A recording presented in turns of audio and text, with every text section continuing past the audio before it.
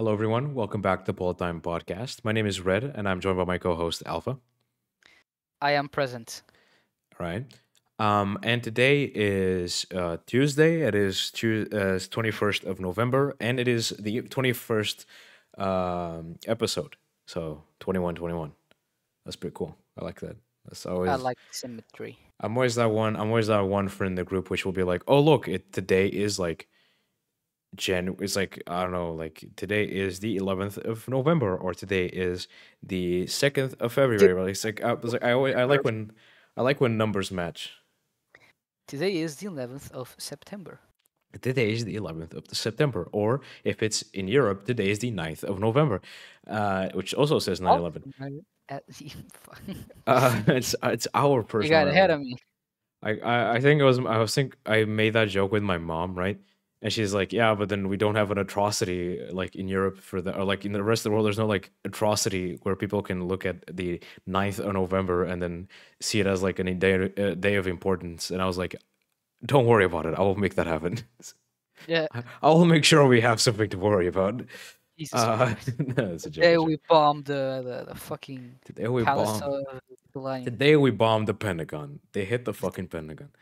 They hit Uh, they hit the Pentagon. they hit the Pentagon. Uh, Well, out of context, that just sounds fucking insane. hit But the even in context, That sounds fucking insane. Right. So this week was my week after Alpha did 2 weeks in a row. This week was my week. hey, And hopefully from here on out, we'll go back to our scheduled 1 week, one person, the other week, the other person. Although we yeah, never know. So it is what it is. Um, and it's so better. I chose a topic that is near and dear to my heart, which is choosing a topic of something I think shouldn't exist and then go with it. Pretty much Yours, pretty much it. Uh, base. but before we go into that, don't forget to support us over on Patreon if you like what we do. If you do so and join our public Discord, you can submit questions to our podcast Q&A, which the questions we will try to answer at the end of each episode. I would also like to add on that for those who Alpha does not know about this, so you'll know this live. For those who try to join our Discord and couldn't previously, I am sorry for that. There was a bit of a mistake on our end, and we have fixed it. So Wait, if people you, try to join? yes, they did, and then there was like a little goofy Yeah, woofy, surprised. and then it just like Discord was like, no, this person does not belong here because they are not subscribed to Patreon. And I was like, oh shit.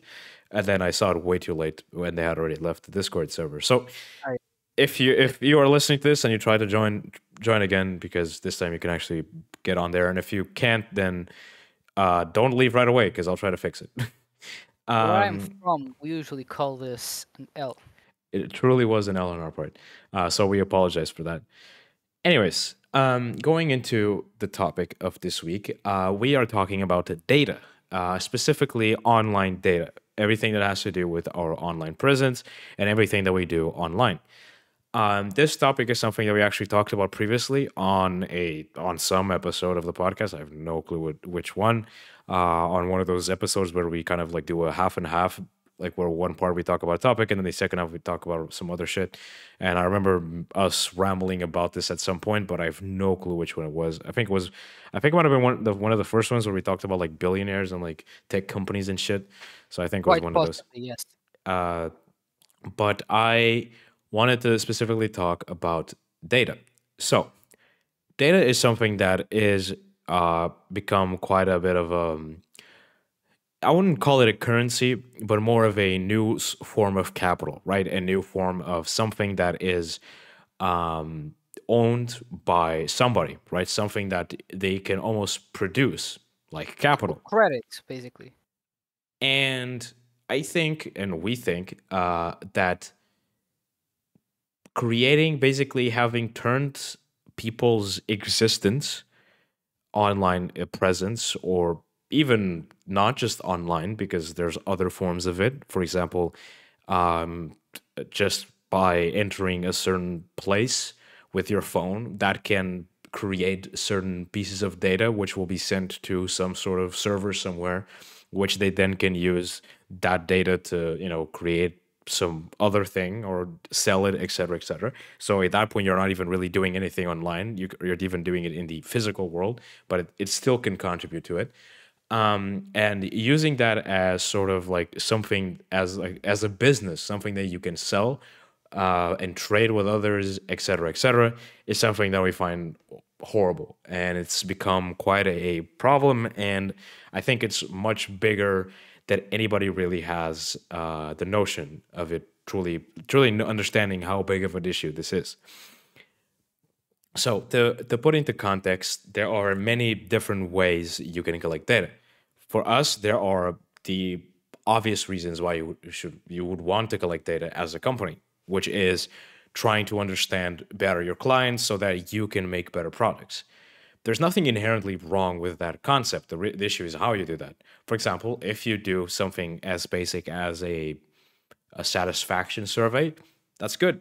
That's a perfectly ethical way to collect data on people. Why? Because you send an email or you send a survey to somebody and you go, hey, we are trying to collect data upon, the experience of a service, the experience of a product, what you like, what you don't like, and you can, give us your email or don't give us your email. Do it anonymously. Don't do it anonymously. Anonymously, like you are the one who chooses what you get, what information you give off.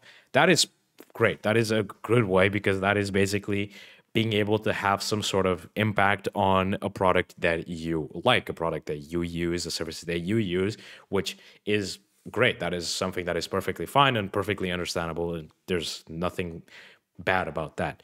However, that has not really been the go-to method for many years now, at least for larger companies, for the small business or at your regular like small startup or a corner store. They're not exactly going to be reaping I don't know, your GPS location. They're most likely going to use a method that is more well accessible and less invasive, I'd say.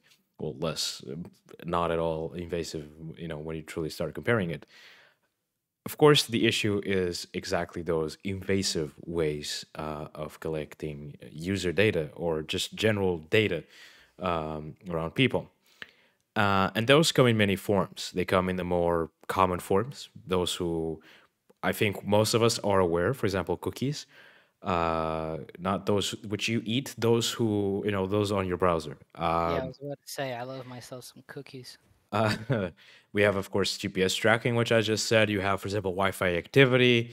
You can have, for example, where you use your credit cards or other stuff like that. You have, which is a bit more dystopic. You have facial recognition systems. Which is Uh, fun to be covered on another blog and podcast, which talked about algorithmic bias. yes, and then of course we have social media monitoring, perfectly normal. Normal, I mean not normal, but perfectly common. And then we have, for example, smart devices, um, stuff like Alexa or other home assistants, stuff like Ring cameras, which are like those smart. I think they're owned by Google now, or fuck, I don't know. Some I don't other even know what you're talking about. So like those like smart cameras you have in like your home or like your as like a doorbell. no, Not really a common thing in Europe, but those, and then there's of course like the Fitbits and other stuff like that, which are monitoring your personal vitals, which they can also use as to collect more data upon you. And of yeah, course, all these types of data are usually dealt by a company or something known as a data broker, which, in the same ways as any other broker, they basically deal your, instead of capital, they deal your data, which can be considered, like, let's call it digital capital or something like that. you might even Um, call them a fixer. they, bro, uh, they they basically sell and distribute your data to Distribute. others. Now, this can be for different reasons. Unfortunately, I did not have the time to get into much of this thing I'm going to mention in the blog, but it's something that is also true. alongside what I did mention in the blog. What I did mention in the blog is, for example, the idea that they sell, which is they want your data to make better services, to make better products, which, when you really look at it, is true. They do use that data to make better products or better services. The issue is they don't need that much information. There is a bit of a limit. There needs to be an ethical limit to how much better, quote unquote, they can make their service.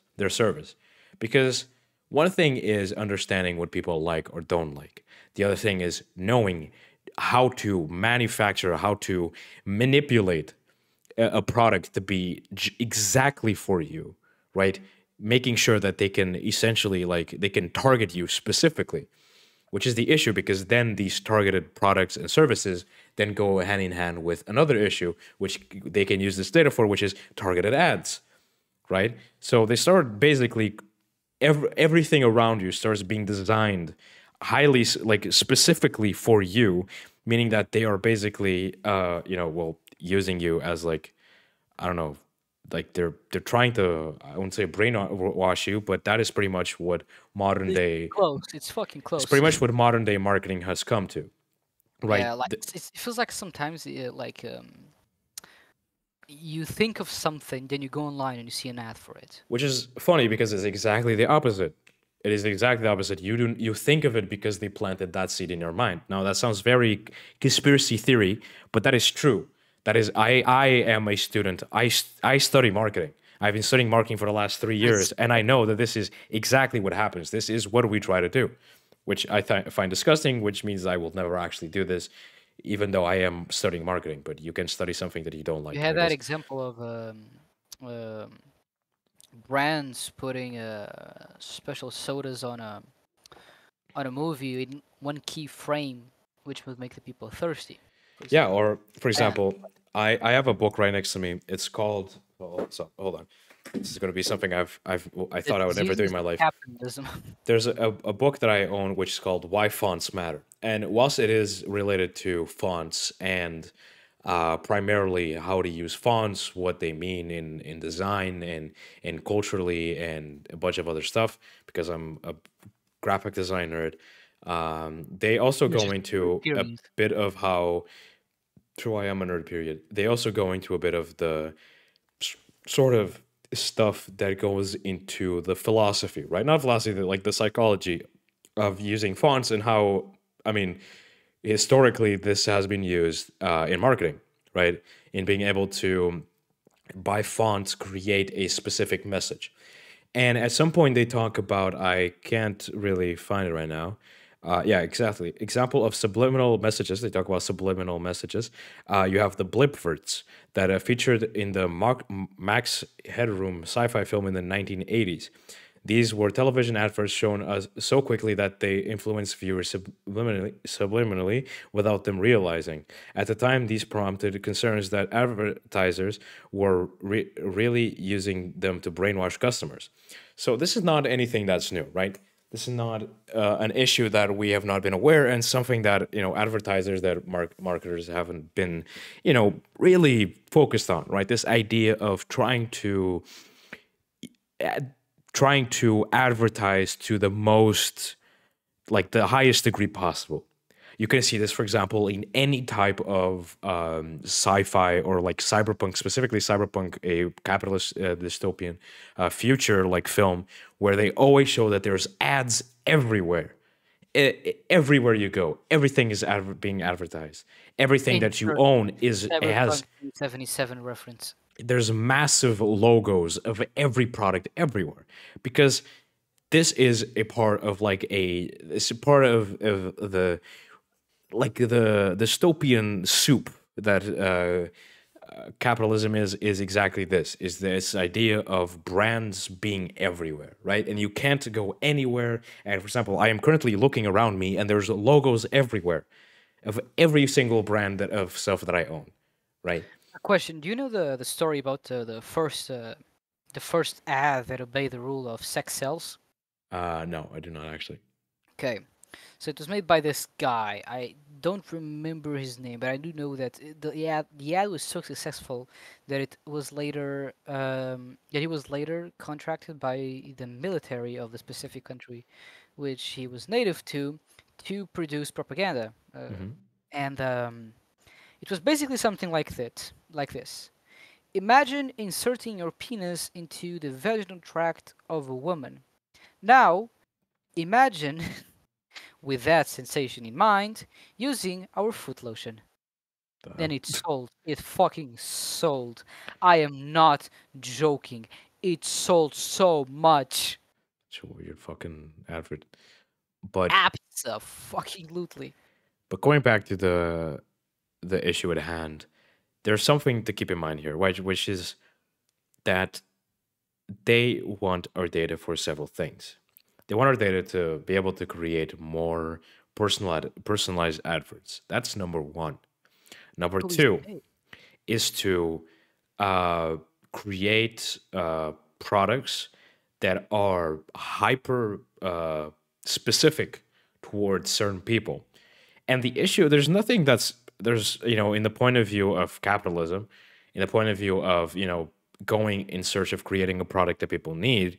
You would say there's nothing wrong with that. There's nothing wrong with making a product that people need. The issue is that the first issue going in hand with the second issue, which is that most of the times these products that are hyper specific, nobody needs them.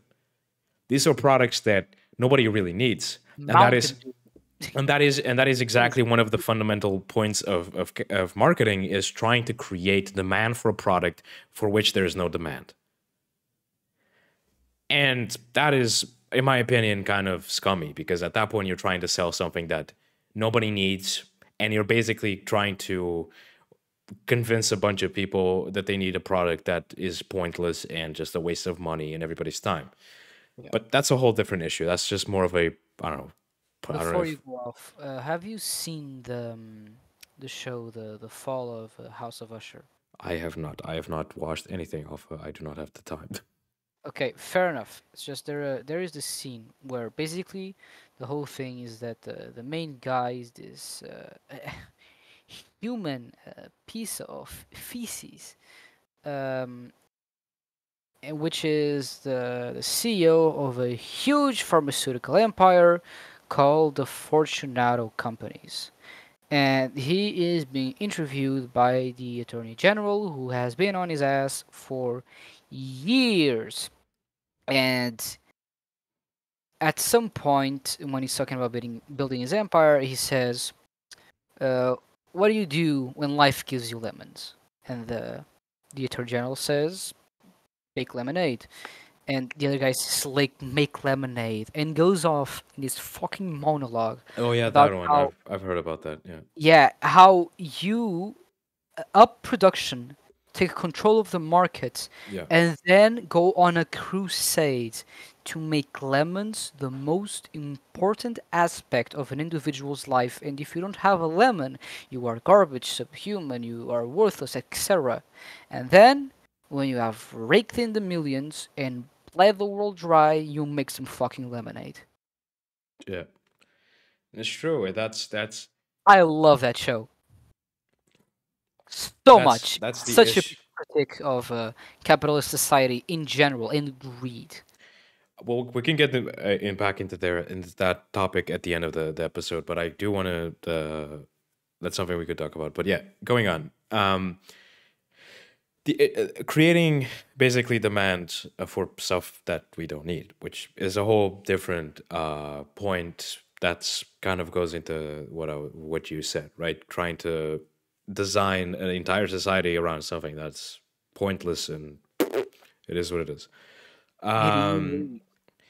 and so there's that. Of course, then there is something which is what I wanted to mention in the podcast, but I fortunately didn't have the opportunity, which is how the new era of data usage, which is that our data is now being used in new ways that we could have never thought about, which is that our data is being used for the further development of AI. AI, fuck, what's the word? Generative AI specifically is basically a machine which analyzes immense amount of data, and from there it can basically learn. It can learn how to be like us. It can learn how to talk like us, how to behave like us, and understand things by that way, by analyzing data over and over and over again. And the issue with this is when you start looking into the way that AI is being used, you now have a new type um, of issue, which is that AI creates stuff, and then we use that stuff to create other stuff, which creates data, which then is used to create better AI, and then the better AI allows us to create new data, and then the new data creates better AI, and so on, so on. You know, again, like there's like a new thing, which is that us using AI is creating new data, which allows the AI to get better, and then the new AI getting better makes us feed it even more data, and then basically you have this data guzzling black hole, which is something that we talked about. For example, I think was it like 2 or 3 weeks ago, which is then just using that AI to replace humans for jobs that are It is important. a frequent topic on our podcast, to be fair. So Yeah, but that's when I talked about it like extensively. That was like the main topic. So there's that. There's that to keep in mind, which is how data is now also being used for that, which I never mentioned in this blog, by the way, but I wish I would have, but I didn't remember it, and I only remembered it afterwards, after the blog came out. So I was like, fuck, okay, that's that is usually how it goes. yeah, personally. And so there's that. That is, yeah, that's not great. Of course, there's ethical questions about that. I mean, there has been many, for example, artists which have said that they don't want their art to be used as as data for AIs, et cetera, which is a whole different topic. However, there's our data is being used as basically a currency, right? As like this thing which is being transported from one person to another person to, and not even people, is from company to company, right? And we have no say in it. We have nothing we can do as individuals, right? As much Yeah, as the we, max protection that we get is a smaller checkbox that you gotta check if you ever want to do something online, which says you agree to our terms and services, which one fucking reads because it's pages of jargon, and then you can also be informed of online cookies. But which thank you for the segue, which brings on to my exactly the next topic of the blog, which is just I'm like you such a said, good co-host. the terms and agreements, or whatever the fuck they're called, because sometimes they have slightly different wording. Sometimes it's the terms and conditions. Sometimes it's the whatever the fucks. They're dumb. They're stupid. Which is that there was a study done which showed that in a survey of 2,000 customers, right? And this was in the U.S., by the way. In those 2,000 people, 91% of those did not read the terms and conditions. Fuck. 91, which is around roughly 1 in 11 people. And that's fine. That's fine if the terms and conditions meant nothing. Unfortunately, Yeah. they do. Because when you start thinking about it, it's like, yeah, there's a bunch of data going around. It's unfair, it's unethical, but we agreed to it. We did. We all agreed to it. Every time we make an account, we agree to it because we have to agree to it to make the account. And that's the issue.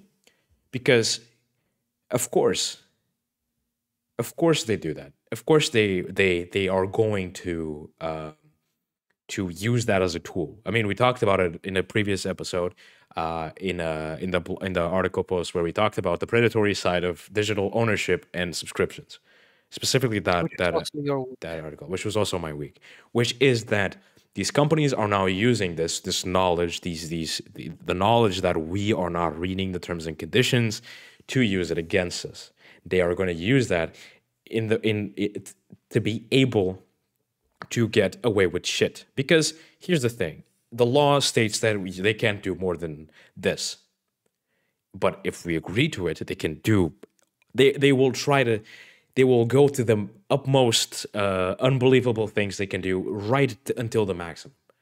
It And is they will the do it. small dotted line on the contract. They will do every possible thing they can do and nothing more. I mean, sometimes they do more, and that's when you start hearing it in the news. That's the issue. That's every time you hear Facebook or Meta or whatever the fuck, when you hear these companies being, going on trial for doing, having data violation and doing all these things and blah, blah, blah. Funnily enough, most of the times, the reason they go on these trials is not because they per se went against laws that say that you can't collect this type of data. No, no, no. The law says you can collect that type of data. It's just that they forgot to say that they were going to collect that data. People didn't agree to that, technically speaking, but they still collected that data, so they still got it. You know what I mean? So it's a bit of a, at that point it's just semantics. It's like still fucked. at that point it's That's the whole. at that point it's That's like the it's important like bit. it's like oh but the law says I can only kill 5 people. I accidentally killed 6, so I'm And only yo, going what to the be fuck? I'm a horrible person because I killed 1 person more than I should have. You know what I mean? Like it's like at that point it's like what the fuck does it matter? They've already killed 5. At 6 it's horrible. 3 What's before it was still one more? horrible. Go for it, champ. Then why aren't you why are you only going on trial for that one little bit you did? The other part doesn't matter. The other part that the customers did agree with too, those don't matter. It's just only that tiny bit that they forgot to mention, right? And Yeah. fortunately, we have organizations like the EU which have gone upon themselves to trying to to have better data protection. Like the reason why we have the ability to reject cookies nowadays is because of the EU. Is Which is still fucked because a lot of the time yeah, because you go on a website, it's not like reject cookies, it's accept or accept, but you less. can do whatever you want.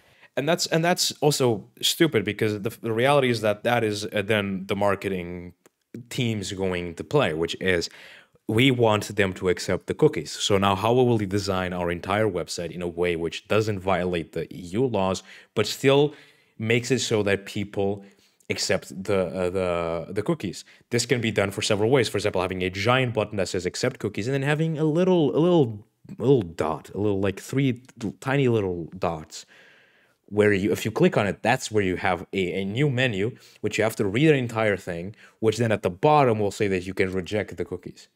Because you're Which still is giving a people bastard way of doing you're business. still giving people the opportunity to reject the cookies.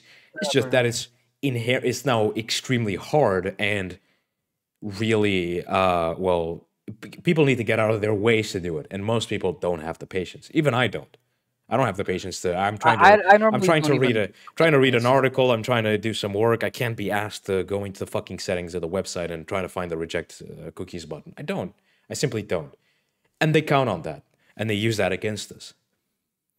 And so you start keeping this shit in mind. You're like, fuck. Okay, it just keeps getting worse, but it gets even worse because now we have everybody has heard about the data breaches and all the issues of large companies which hold immense amount of information on customers and even their own workers being leaked or being hacked and that information going on the black market and going everywhere. And then you start questioning yourself like what the fuck? Okay, so like they have all this information, it's worth billions and they can't even keep it safe. And that puts us also into that also puts us in harm's way because now they can steal our identities. They can know where we live. They can Yep. know a bunch of all this shit and they can use it against us. I mean, And I want to be abundantly fucking clear about something. They are the mega corporations. It's not. I don't. I mean, the government certainly has some play in this, but it's yeah, the not government could not give. Mr. Biden on the fucking Yeah, White House. it's not a government Meta, conspiracy. it's It's Amazon, it's it's much more Google. basic than that. Because let's be It's much honest, more at this basic. point, the governments are at the behest, or they're working in the behest of those companies. So they're just like little puppets. Like, oh, you need money? Okay, go. Here's I definitely in the love U.S. lobbying. Definitely in the U.S. where it's like lobby galore, where anything goes as long as you pay a politician enough. So when you start taking this into account, you start realizing, fuck, okay, this is pretty bad.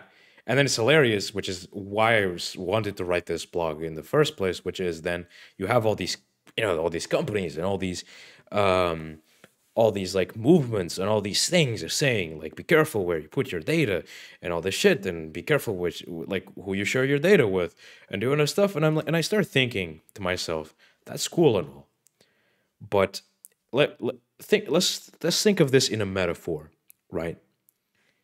If I have a house, a very easily burned, like a house that will easily burn down, right? This house is made out of wood, the shittiest wood imaginable. If I burp slightly too hard, it will burn down. I'm exaggerating, right? But It is it is a I horrible. live in a cabin, right? A cabin of the most Definitely cabin. of the cheapest wood imaginable, right? And I I decide to invest into a bunch of gas stoves just everywhere. There's a bunch of gas stoves everywhere. And I love having fireplaces. I love fireplaces. I love fire. I like having fire everywhere. But my house keeps burning down. And I keep having to rebuild my house so I can have fire in it again. And I just keep doing this over and over again. And I question myself, wasn't it just better that instead of getting more fire, that instead of, I should just get rid of the fire? Should there just be no fire to begin with? If that is the issue, if the issue is the fire which burns down my house, shouldn't I just get rid of the fire?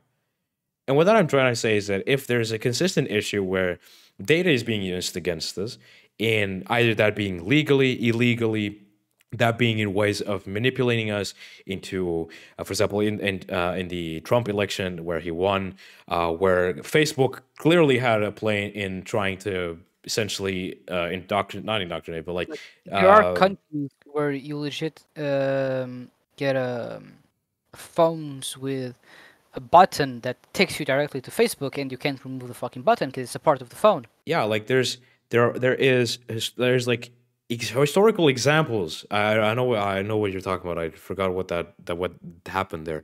But there was a country where they wanted to invest in that country. Facebook wanted to invest in that company, so they made it so they gave it a bunch of free phones out with Facebook pre-installed in it, and then because of it, that country was like very like fascist or some shit, and there was like this whole like fascist uprising within Facebook. Like they made Facebook pages to harbor these crazy these crazy people, right?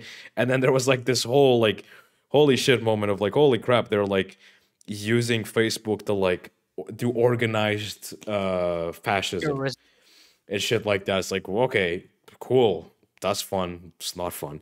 Anyways, what I'm trying to say is that when there's consistently evidence that data is being used against us, is being used in in hurtful ways, it's not safe to have this type of information for various reasons. It can be used to manipulate us into doing whatever these people want, either that being by buying products or voting for specific people.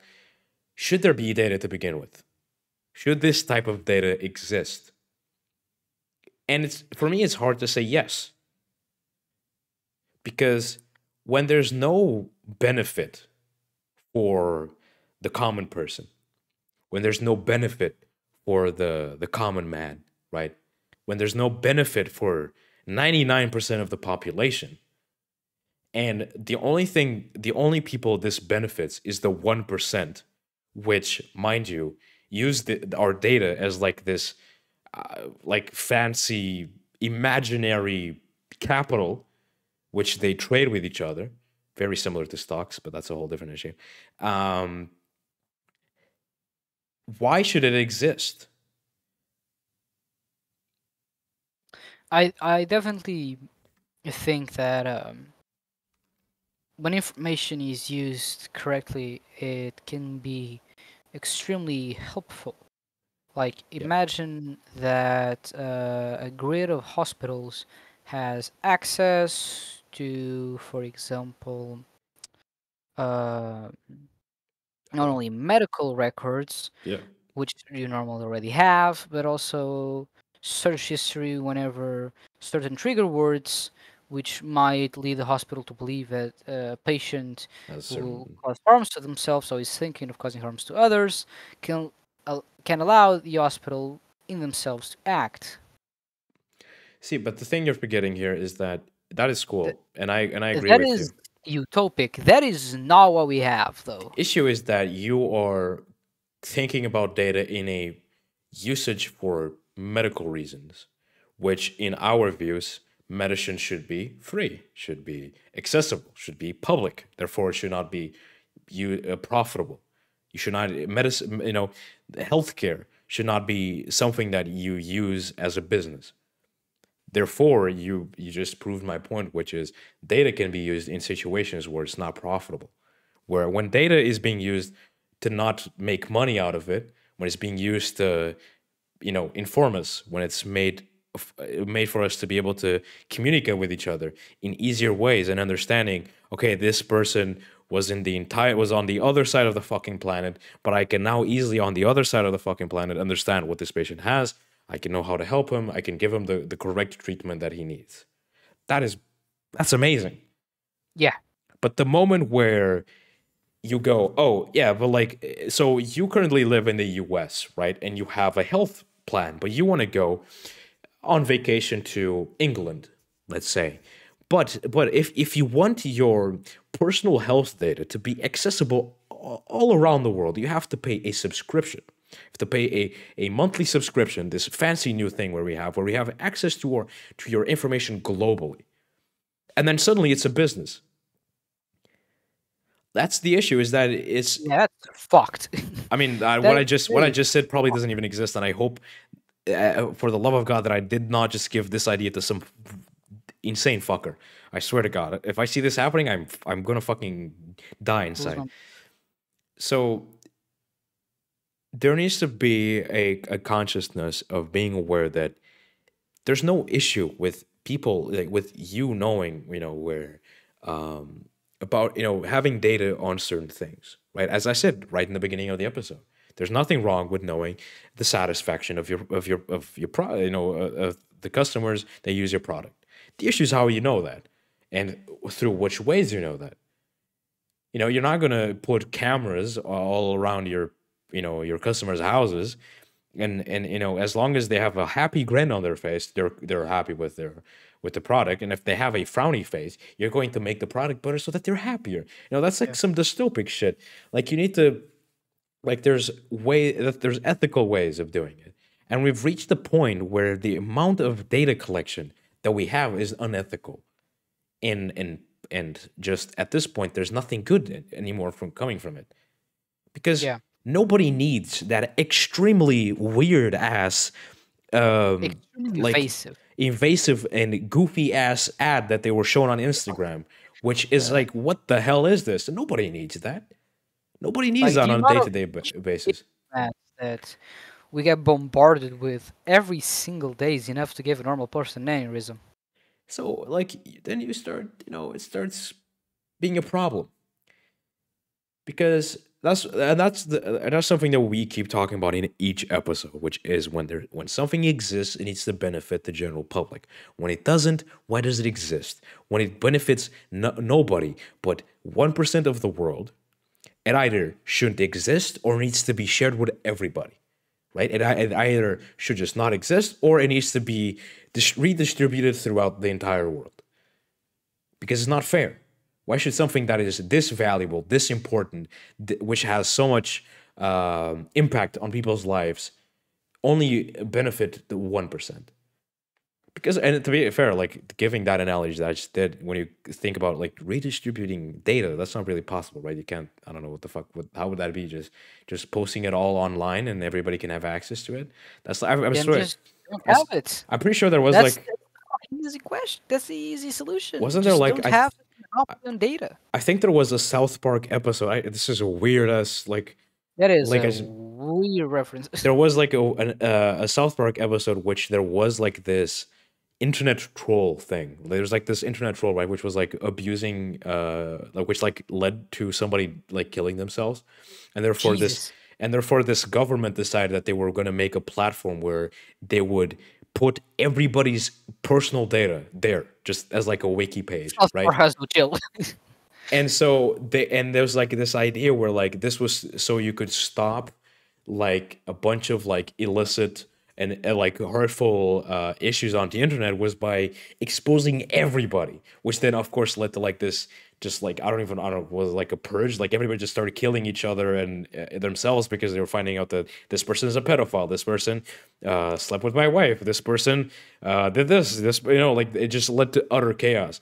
So of course that's not an I option. repeat, South Park has no chill. They do have no chill. I mean, I they never watched expose South Park. Holy fuck. they exposed the like the Scientology church, so that's fun. They did? Dope.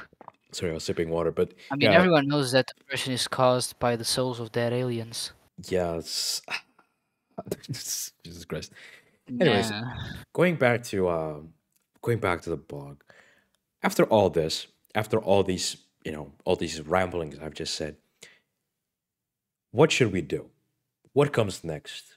What is the solution? Right? Nihilism. Murder everybody, explode the planet, be done. South Park it. So, first of all, there's a need for regulation. That is obvious. That is, to me, it's just no shit, right? First of all, You don't say. we have to make sure that it's regulated, right? We need to make sure that it's like, all right, the company should not have, should not know should not know our browsing history. They should not know where we've been. They should not know where we did this, where we did They that, should blah not blah have access to my favorite kinky stuff. blah. Yeah, which, for example, is an issue which I like to add this. For example, for those who don't know what the whole concept of cookies is the idea of storing, storing personal data on your system, like locally, right? Whilst that's not a bad idea, the issue of that is that first of all, that's still accessible by certain people, and can easily be exploited. For example, if you're chilling on the internet, you open a link and it's like nothing happened, and you're like, all right, close it, whatever, and now you have like a Trojan installed into your computer which can read your cookies. And cookies can house information like your email, your passwords, your credit card information, and a bunch of other stuff. So there's also that in mind to keep in mind, right? Which is even something that is stored locally can be,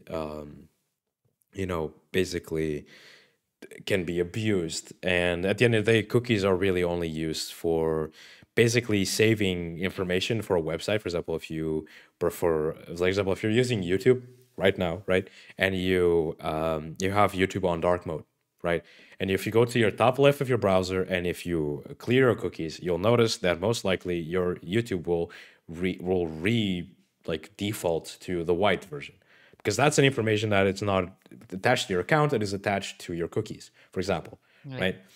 And so basically cookies just exist mostly out of convenience, right? They exist out of having these locally stored informations on your machine so that they can use it as like a storage system, right? Which is, in of itself is fine if you really think about it. We know there's nothing wrong with making your life on the internet easier. The problem is that that is abused and is still not safe. So there's that. But of course, going back to the regulation, there of course needs to be a regulation. There needs to be something that says that this stuff is not okay. You can't know locations. You can't know all these different things. You can't know this type of information because if companies are not trustworthy with these informations, then they should just not have it. Like if they consistently are shown that it's not trustworthy, they shouldn't have it. And that's the issue which we keep bringing up with, for example, liberal ideas and the idea of the free market, which is that the market will regulate itself. Well, that's bullshit. It never does and never will and never did. There's in no period of time has that ever happened. And so you can't give these freedoms to companies.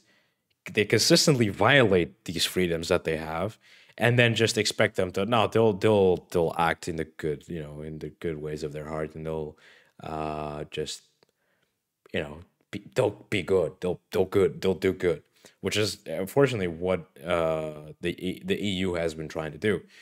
Do I think they could have done more? Yeah, sure, they could do more, but of course, there's also a level of they don't also want to, you know, scare away every corporation in the fucking planet, because they also care about capital. And at the end of the day, the EU is capitalist too, so they are not insane. I mean, they are a little bit, but if you are a capitalist, you don't want to scare away the other capitalists, right? I feel like that's pretty logical, if you are a capitalist.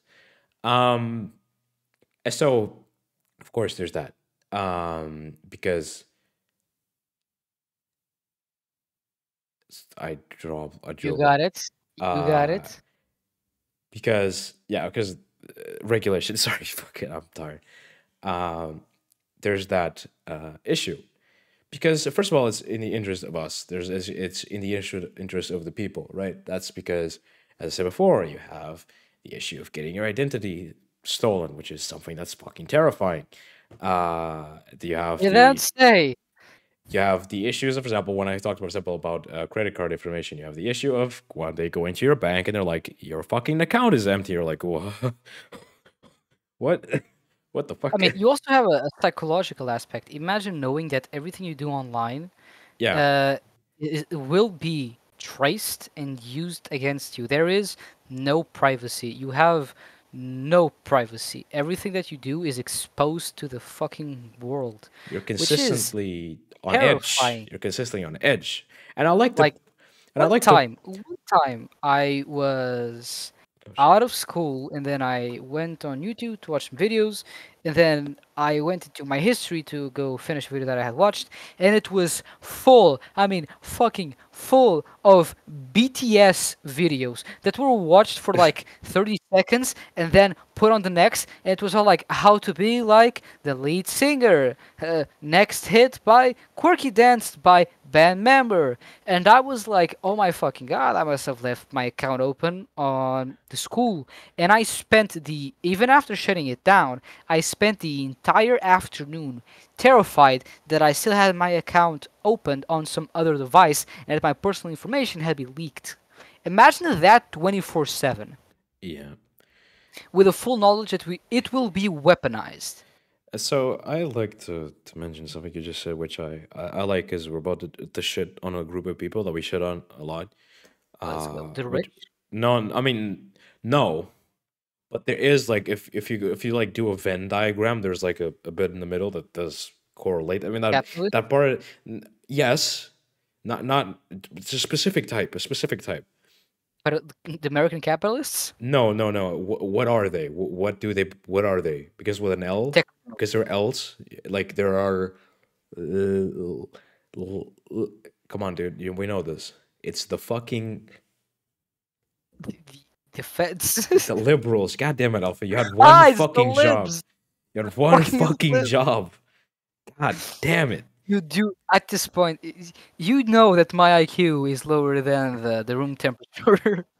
So you just said something very interesting, which is that we online on the internet, because of the way our personal data is being manipulated and being used, we no longer have freedom, right?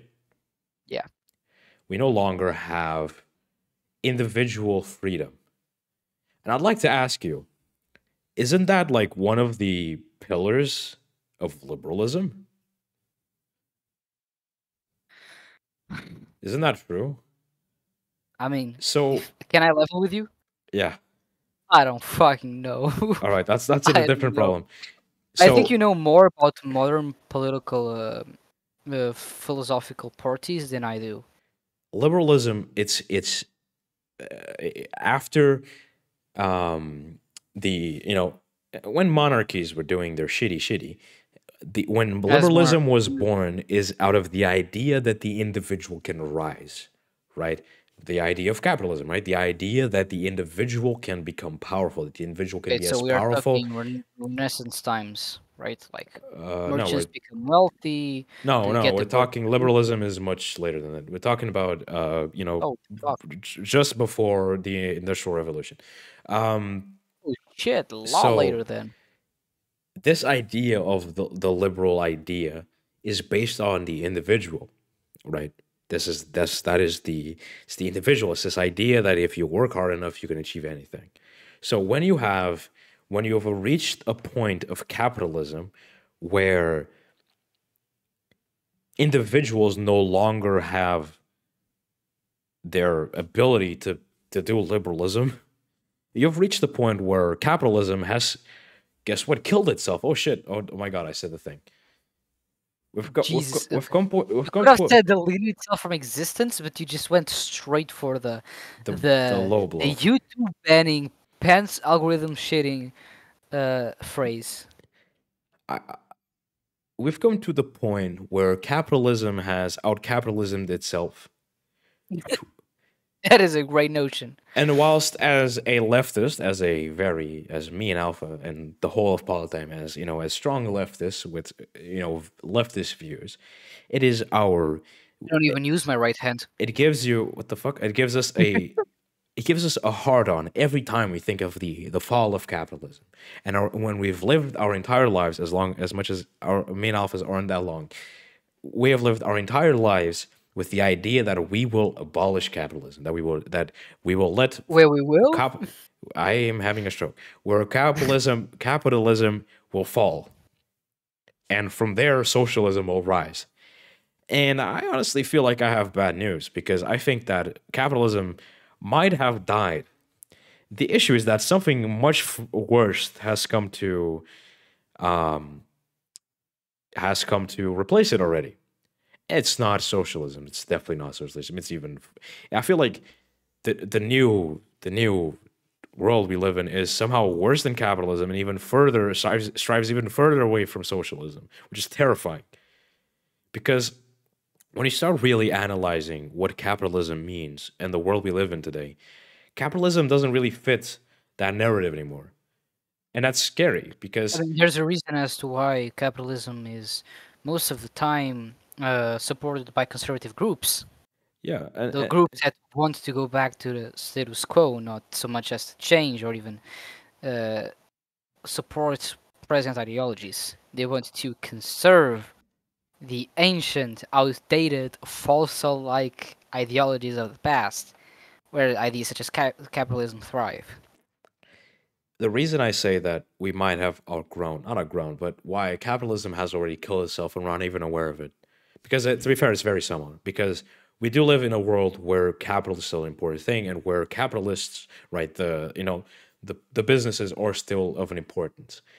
But we have a whole new group of people, which are those which are in power, where they are not producing capital in our in the form that we know best. They are the type of capital that they're producing is the type of capital that I talked about in the beginning of the episode, which is that capital that reproduces itself, the capital that is based upon our data, the capital that is not created by people, but is rather created by a machine that is not operated by a human at this point. With AI at this point, it's not even operated by humans anymore, right? Because even at the Industrial Revolution, at least we could have said that we created machines and we still needed to operate those machines to produce capital, which then the capitalists took and the people, yearned for more. They yearned for, the profits, the actual thing that they created, but they got nothing. But we are at the point where we are selling and trading something that doesn't exist, right? It's something that's imaginary. I mean, a bit like money, but that's a whole different problem. Uh, Let's not get into that. I do not have an economics degree, and neither do you. So because money is a social construct, if you didn't know this. It's true. Gotta stop you right there. Money is a social construct. It's the only value. The value of money is only the value that we give it. I hate my life. Money is not written in the laws of physics. It does not need to exist. We can change the value of money tomorrow if we wanted to. So it's not a law. You can change the value of. No, I'm not gonna say that. It will be cheap. Trying to come up with a joke on the fly, but it's not working. No, I was gonna go with a dick joke, of course, but Oh yeah, I knew. I thought I heard that coming, but I was like, surely not. it's like my dick. Whoa. Anyways, I'm such a child. I'm gonna chill out since we've been at this for a while, and I'm not gonna go uh, into theorizing over this right now. But let's go Yeah, back. it's currently almost 10 p.m. My brain is mush. Let's finish the actual topic at hand, which is the way forward. Right? I talked about the need Speed. for regulation, not the need for Ah, speed. damn it. And how should we go forward? First of all, after we have, you know, basically the way forward is regulation. Is regulation and making sure that, It isn't fucking enforced. yeah, I mean, of course it's So we're not talking enforced. regulation on a national level. We're talking like A EU level, EU, NATO UN, level. I mean, not NATO, that's what the fuck, Yeah, no, but no, no, I didn't UN. mean NATO. Fuck. But I think that the most important thing to keep in mind here is what I said in the beginning of the episode. That's why I said it in the beginning of the episode specifically, which is that even if we don't think in a socialist way, even if we think about it in a capitalist way, Which we do isn't not, based. which is unbased and not cool. Don't do it. We do Be not woke. need this much information. We do not need it. And I don't need to know the history of the grannies in a 50-mile radius near me. I and the want to live peacefully, please. and the Not with that burning to my fucking mind. and the reality is that when you have an entire economic system, which is currently what is happening, that is purely based on people's data, Yeah. on what they do, on what they think, etc., etc. First of all, that's not sustainable. It's not. You are basing your You're basing yourself on being based. I'm sorry.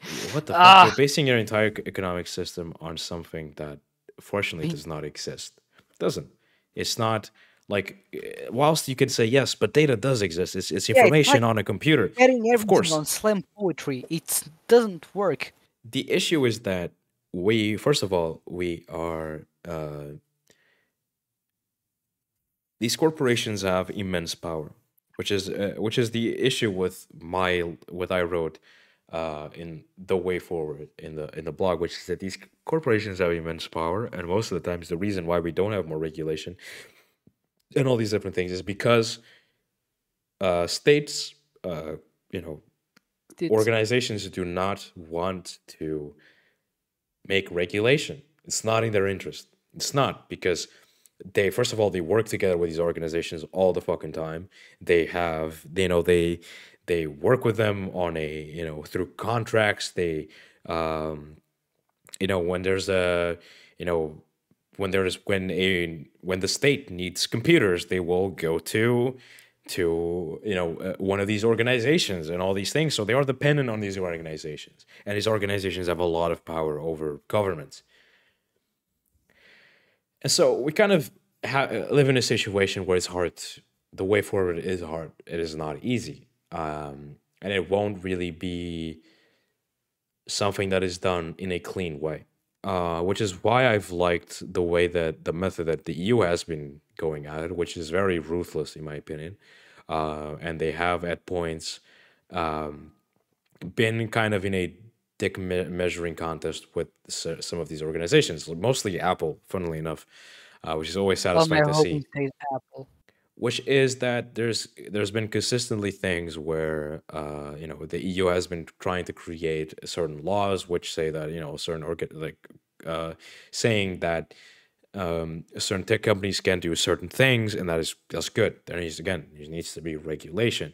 And since the EU, we are 400 million people in the EU. There's a lot of fucking customers. There's a lot of consumers. So And it's also a lot of people that have a good net income yeah, because the EU has a lot of extremely rich countries. yeah.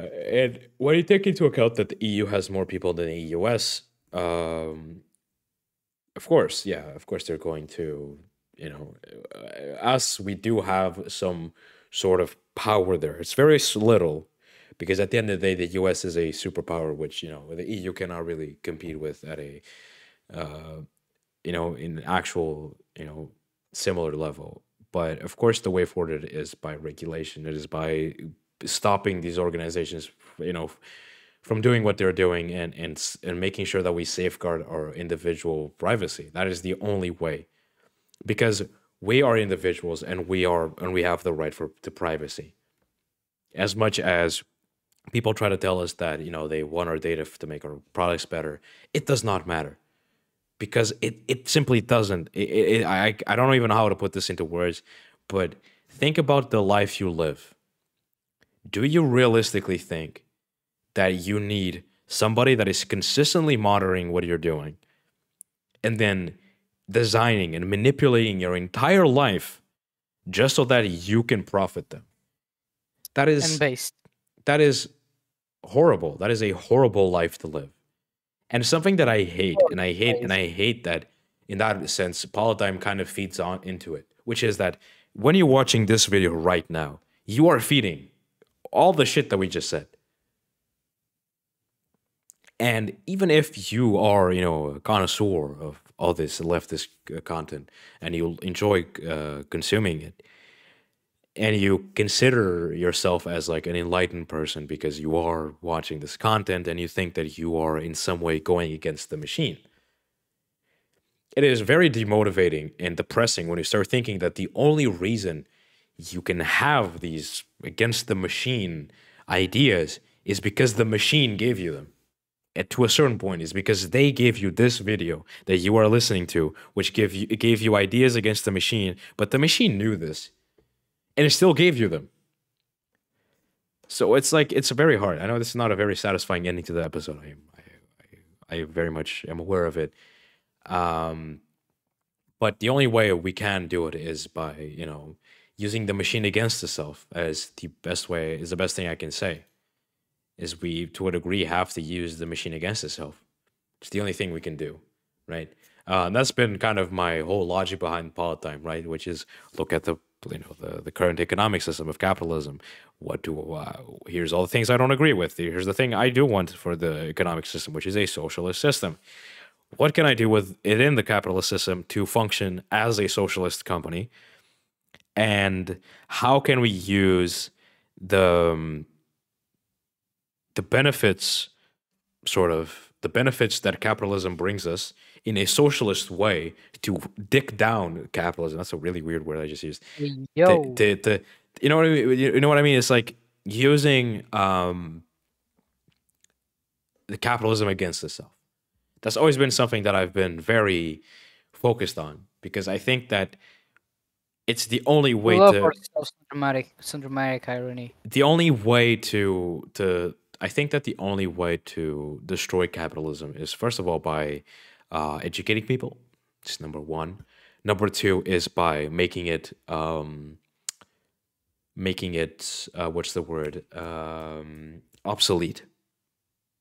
Because I think that is possible. I think it is possible, and that's something that the reason why I started, for example, Project Pop and all those projects, is because I think that, and this is my logic, right? When you have a system that gives nothing to the people, the moment that you give something to the people, they are going to like what you do more. I think that's, at least to me, that seems like I'm sorry, I don't know if it's sleep deprivation or think of this, right? You have two jobs, right? You have yeah, two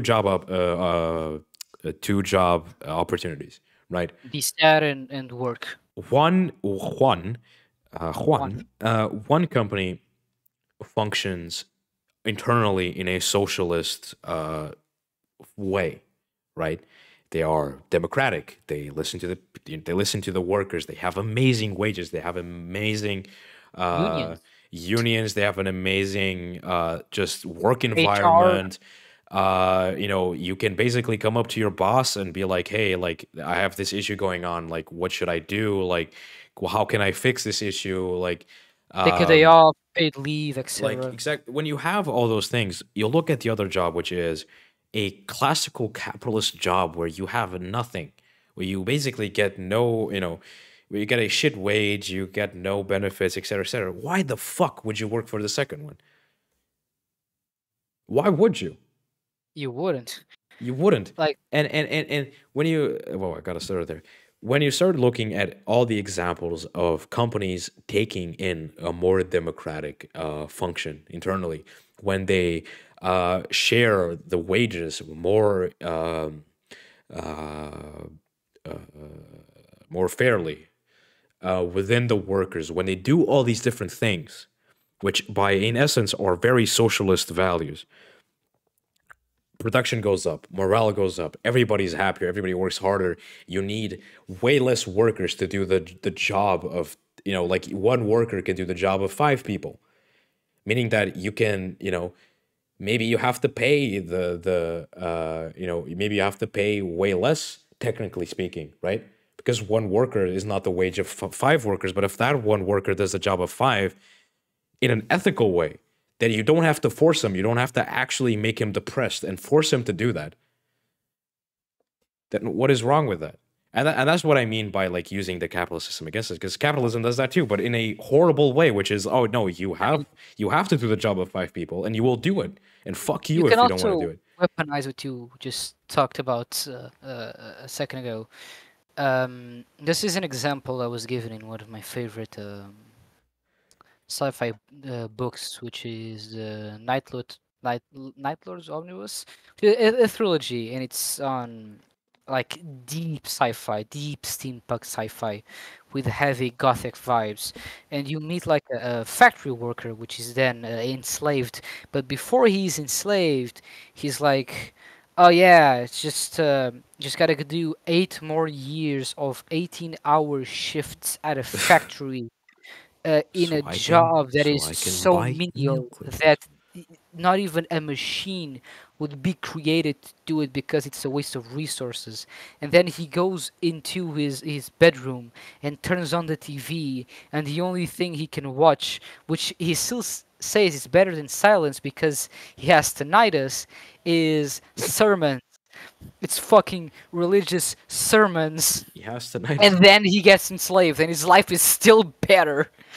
I think the thing I want to say is the end of the episode, unless we have a Q&A question, which I'm not aware of, We do which not. is that there's two different ways of going at it.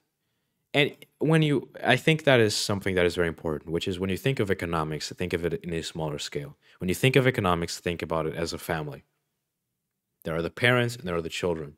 The I don't parents think about are, economics as a family. I think about economics as a torture device. okay, but think about it as a family. Economics can be seen as a family, Okay. in a sort of in a metaphor, right? There So are the IRS is the there weird uncle. are sure, the IRS is the weird uncle, which takes a percentage of your money away, but then gives you free shit. I Yeah, don't know. gives you crack on the So weekends. think about it. You can have a nurturing parent, right, which loves you, gives you stuff, allows you to educate yourself, make sure that you always have everything, allows you to thrive, allows you to feel like, feel like you are loved, and how you can be yourself, and where you can grow, and And then where, you got the one with the belt. and then you have the one with the belt. And that's the thing, is like you have, and let's think about it. You have two families, right? Where you have two parents, let's say, doesn't matter what type of parents, you have two parents, and you have a child, a single child. And one of those parents in each family says to their child, I need you to clean the dishes. It's fine. It's a regular chore. The family where you are accepted, nurtured, where, helping each other in a family where you're seen as a community, or as a commune, you you see that as something that benefits everybody, right? Maybe your parents are And working. it's a Your menial parents. task. Like it's a favor that, for all the favors that the family provides to you, you can only do a small thing to help. Like, So oh, go clean the dishes because I cooked dinner, fucko. maybe even if you are tired, you'll look at the hard work that your family puts in, and you're like, oh, I'll do this. I'll do this, and I'll see this as like, I'm doing this as a almost as a show of gratification for what has been bestowed upon me, right? And then you have the other family, which is, you will do the dishes or I will beat the shit out of you. And at that point, you'll do the dishes, but maybe you'll take longer unless you're being whipped. But I hope not. If you're not, if you're unsupervised, you'll do the Or you dishes. You'll won't be be pissed as off. You'll be pissed. clean. You'll be pissed off. You won't do it as well. And all that anger which you will feel when you were doing that, because at some point, I'm sure that any listener here has at one point done a house chore whilst you were pissed off at your parents. I'm sure you have done it. And I know that there's like this boiling anger inside of you where like, I fucking hate my parents, right? You don't hate them, but in that moment, you're like, God fucking damn it, right? And now imagine this boiling, over time, over and over again, where this happens every day. And this is the norm. This is what you're used to. And at some point you will burst. At some point it just won't go well, and you'll get violent. You will be, you won't abide to their rules. At that point, whilst you live in a household where you're consistently discriminated, where you're consistently, treated like shit, oppressed, etc., etc. The moment where you fight back and you fight for your rights, instead of being seen as the good guy because you're finally, sticking it up to the parents which are treating you like shit, you are seen as an irresponsible child and as a bad person. When you look at this, when you leave the metaphor and you look at this as in a larger societal scale, this is the exact same thing that happens in economics and in a government, right? You have the government which consistently oppresses you, treats you like shit, and all this. And the moment where the people try to fight for their rights and actually have an uprising, say, no, this has to end. We're going to stop here. They're seen as revolutionaries, as violent, as terrorists, etc., etc. It's the exact same thing. That's what I meant with the metaphor as a family. And on the other side, it's the exact same thing. You can see, you can think of that metaphor in the workplace. You can think of that metaphor in a larger societal scale. When you have a society that consistently allows you to educate yourself, allows you to make mistakes and grow from them, allows you to make a mistake, and instead of, being like, now your life is over, you can learn from it. You can, gather education to make sure that mistake doesn't happen again. You can, you feel welcomed. You're not being oppressed. You can go to, you can cherish life, and you can explore the planet and see all the beautiful places within it. In that world, you're going to have no issue with working. There will be no reason for revolt and revolution.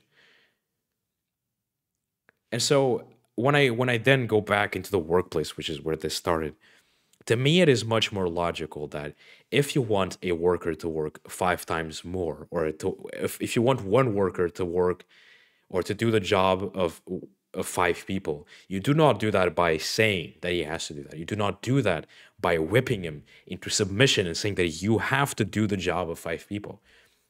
You benefit him. You consistently, give him a higher wage. You educate him. You give him the tools so that he can do all that, the job of 5 people. You give him all the possible resources so he can do that. And naturally, without ever going, you have to do the job of 5 people, he will have a higher production.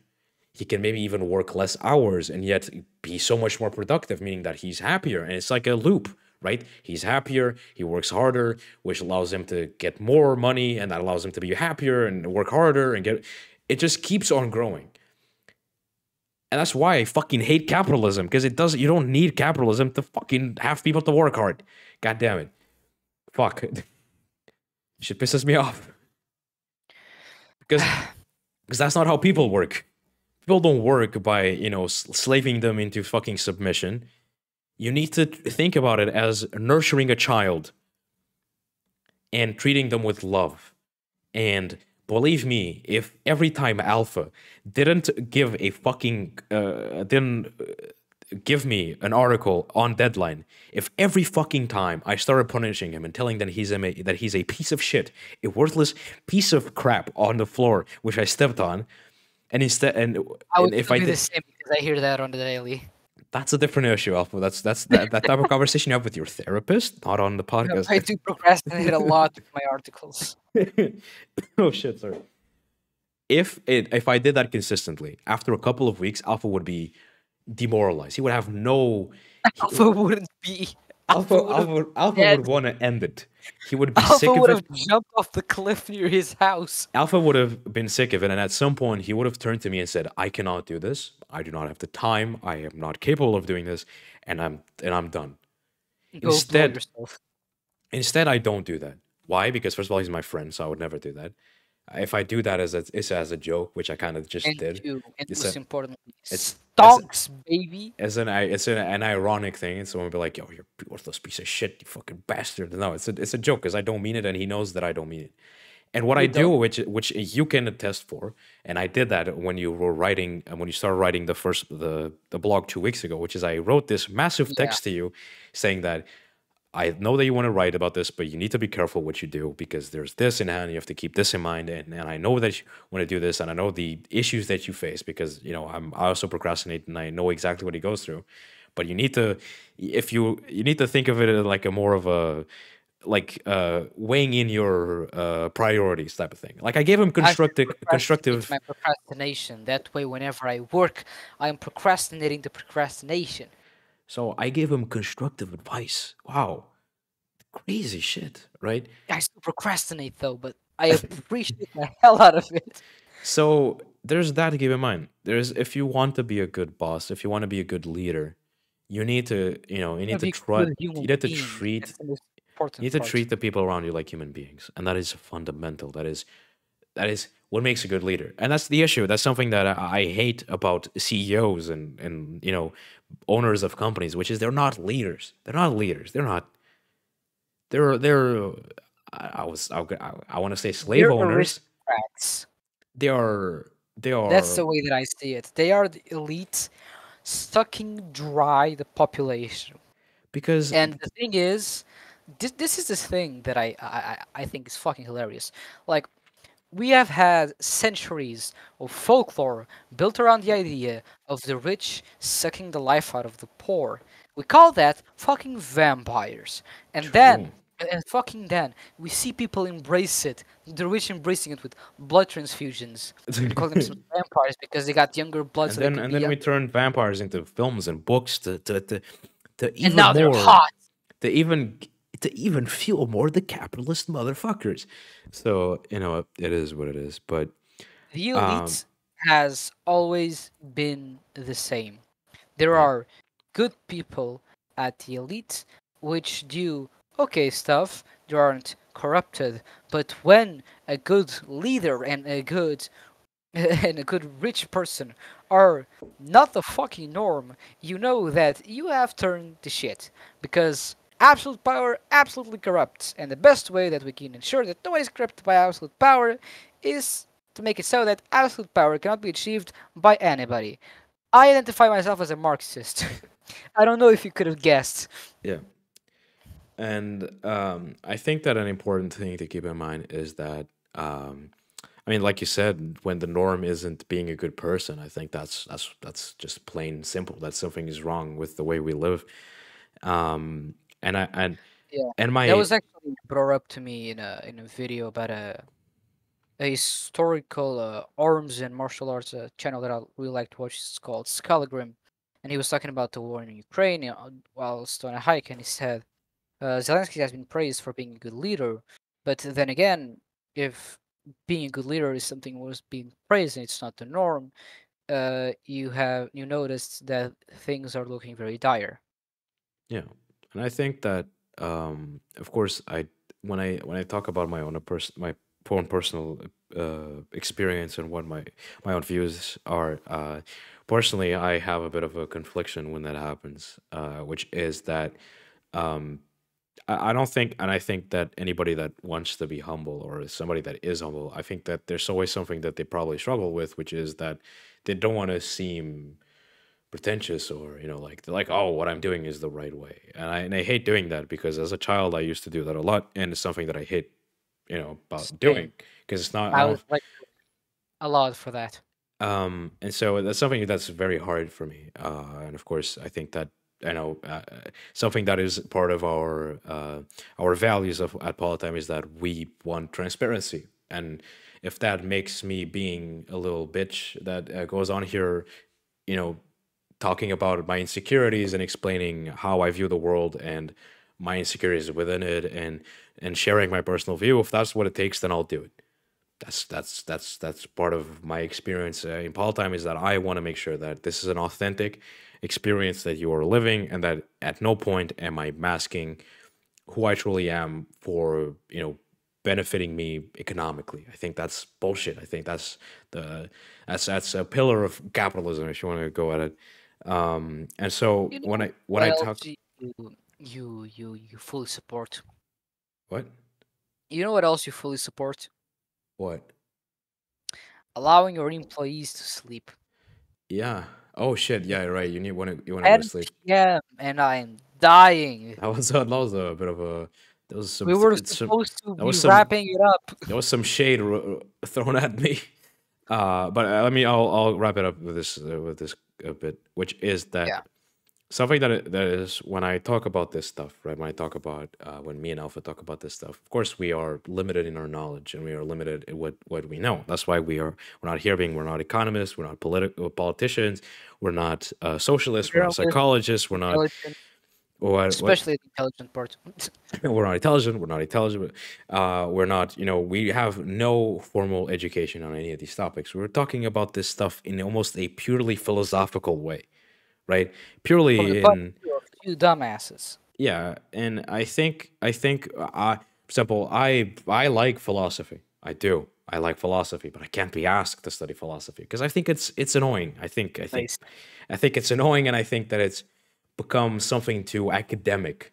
I think that philosophy is something that should be more common. It should be something that's In the more home, ex- in the ex- home, thinking about things. that's more accessible to people. And I think that the reason I wanted to do part time so much is because as a dumb person, as an educated person, at least in a formal way, about these topics, I find myself dumbfounded, and just like like these people, they're preaching to a choir.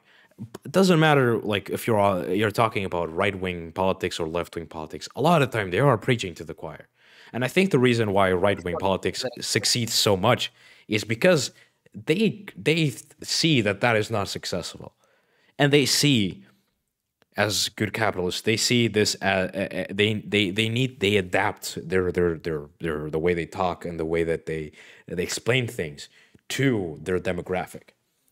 And pardon me, sorry. As I said, as I love philosophy, but I can't be asked to study it because I think it's too formal. It's too pretentious. It's too fancy and shit.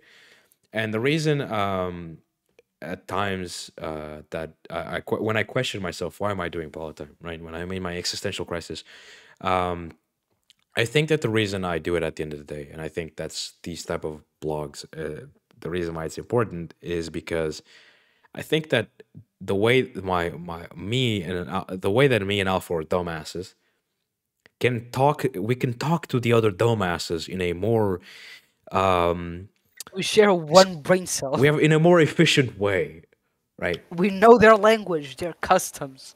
Yeah, We can appeal to the to the mastery of the yeah, common species that is mankind, because we ourselves are a part of its glorious works. and maybe it's because I'm a very what's the word? Stupid. No, no, no, not. I mean, yeah, but empathetic. Empathetic. Is Yeah, empathetic the bad one or the good one? No, I have a lot of empathy. empathetic is empathy, meaning you can feel When empathy. I because I have a lot of empathy for people, and I do. I'll see something bad happening on the street, and I'll start crying because it makes me sad. And and I think the fact that I have so much empathy is the reason why I am a Marxist and why I am, why I support and love left wing politics, is because if I have so much empathy, how could I ever do anything else but be a leftist? I couldn't. I mean, it's in the name, socialism. It's the social part. It's the people. I care about the people. The fucking people. Eh? Sorry. Fuck. I don't have a moment there. It's a sleep Um, deprivation. Don't worry. yeah. Um, I don't even remember where I was going, but we want So late. to. Yeah, we want to appease to the people. We want to appease to you, and we want to make content that you can understand and where you don't feel overwhelmed, and where we can. Also, It, we just have a fucking blast doing this. yeah, we do. I think Like me and Alpha, I like me and I Alpha could love literally, this. like, if we had to, we could record one of these a day. Like if we had the time. Probably we don't. Uh, We I don't know don't. about that, We don't know but if we weren't in school and we did nothing else, and if we lived together, if we were like college roommates, right? And we are not even college roommates. If we were just like roommates and we were like just bored as fuck, and we had like infinite resources for some unknown reason, definitely not trafficking ponies. What? Why is that you the? were not going with ponies on that one. I could What was tell. that? I don't know what I was You were going with. going more darker. I was trying to think of something like really weird, like definitely because we're not trafficking Children off unicorns. the table. We're trafficking Build-A-Bears. What the fuck? I don't know. We would definitely do like I could see myself doing this once a day. Like I literally like I'll be at home like doing random I mean, shit and fuck like yeah. I'll be talking to the fucking walls about this type of stuff. I'm out here just Okay, I don't rambling do to the that. I talk voices. to myself like goddamn. Like, So this is also a great opportunity for us to learn. The amount of shit that I've learned about modern topics and conflicts, uh, as a consequence of having to research and educate myself on certain topics in order to present them on a yeah, blog and then later to be discussed on a podcast, has greatly expanded my horizons of knowledge. yeah, and But my you know what also is really fucking good for knowledge? yes, it would be well. That's not I don't know if it's good for knowledge, but it's good. It's supporting a good cause. Simple as that. Which is supporting our And Patreon. because Sleepy is so good, we should actually talk about our Patreon in order to wrap this up. Yes. Of course, if all, I mean, I feel like we do this like once a month now. Like, there's just one episode which we end on like this insanely like philosophical and like very touching. And a long-winded Uh, way. yeah, very like Because touchy remember, everyone, feely. I have to get up at 6:30 That's a p.m. you problem. a.m. That's a a.m. you a.m. problem, Oh, Alpha. That's a you. Sorry. Right. So, if you like the content we make and you want to support these two dumbasses, make sure to support us over on Patreon. If yeah. if you join our Discord and support us on Discord at the end of each episode, technically right now, you will your questions will be featured. We will answer them to the best of our knowledge. And I Yeah. feel like we could do this at some point if we don't have the time to write a blog. If at some point we just have way too many questions, we could just do an entire episode answering questions. That could also be fun. So you never know. Yeah, also like a 1 year later type of Yeah, thing. make sure to submit questions and support us because Yeah. we truly want to do something great, and we will literally tell you where all your money will go because that's part of our values, and we Yeah. won't ever, uh, just Keep be you up. like, oh, we're Maybe gonna support you, but like we're gonna be over here buying candy turn around and hurt you. because we don't have that many supporters. So all that we can buy is like a bag of candy at this point. But it's something. It's something we appreciate it. And Man, it's fuck you. and Candy's it's awesome. right now it's on. It's like just waiting there for us when we have more, so we can invest. Yeah. In making better content. In, Big capital. in getting we're big capitalists over here, so we can get editors, so we can like make better YouTube content. Because we want to make more long-term content on YouTube. Ooh, et cetera, et cetera. So yeah. So, seeing as though we don't have a question, I'm do a small one. Crustless pizza or crust pizza? It depends. I think that most fast food chains have shit bread because of capitalism. They want to make stuff cheap and fast. So bread, fast food bread is not good. If you go to an actual like proper homemade pizzeria, sort of like actual good pizza, the bread is fantastic. I think it's amazing. There, I love eating the bread. When it's fast food pizza, I'll eat the bread anyways because I like bread, but it's not enjoyable. And when people don't eat, for example, they go to Pizza Hut and they don't eat the bread, they don't eat the crust, I'll let it slide. I can understand it. It's bullshit. It tastes like nothing. But if you go to a proper Italian pizzeria, right? If you go to a proper pizza, eat a proper pizza with like bread that was made at the moment, and you don't eat the crust, you are a disgrace to humanity. I said it. I know it's a very I know it's the most controversial thing I've said this whole episode, but I am disgusted. I have to leave. how dare you, Alpha? This is No, the this is I checked out of your answer. I'm sorry.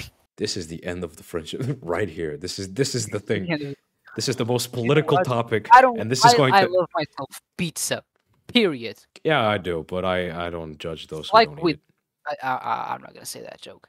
Um, Yeah, yeah, I like yeah. pizza. It's like with books. I love almost every single kind of book, except romances. Yeah. Anyways, see you next week. Have a great one, everyone. Bye, everybody.